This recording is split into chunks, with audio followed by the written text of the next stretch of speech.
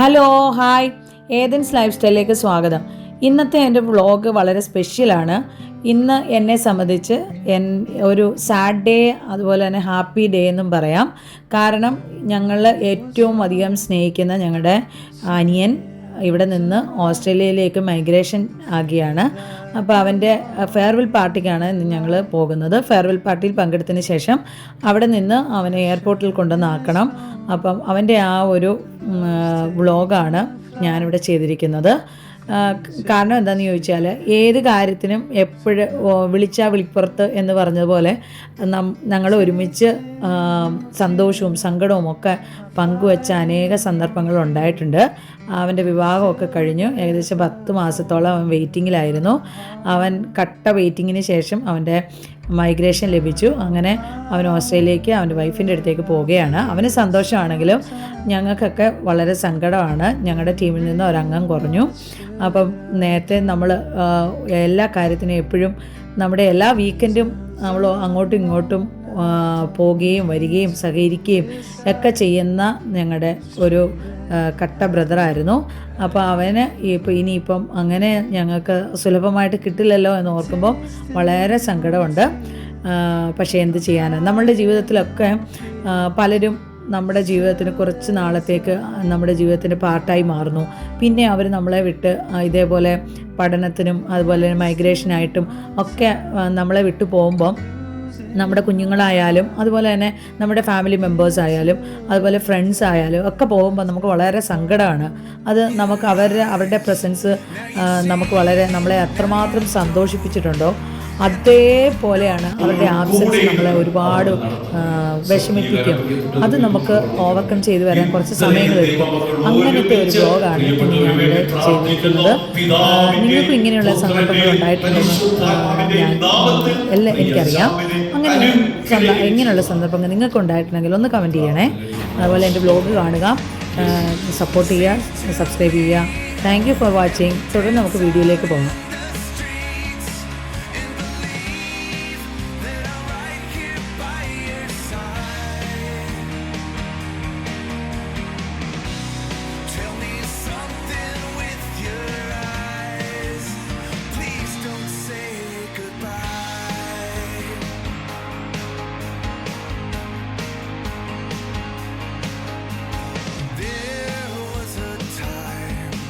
When I held your hand in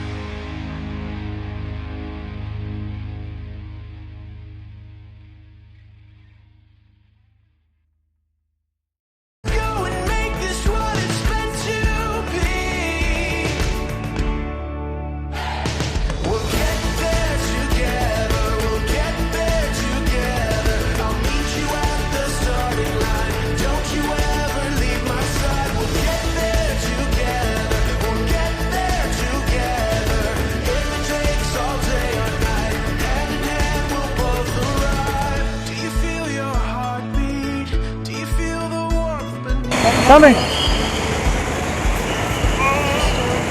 അങ്ങനെ സാമ നീയെ വിടുവാണ്. സാമ പിള്ളേർ ചാറ്റ് കൊടുക്കുക. Bye bye bye bye.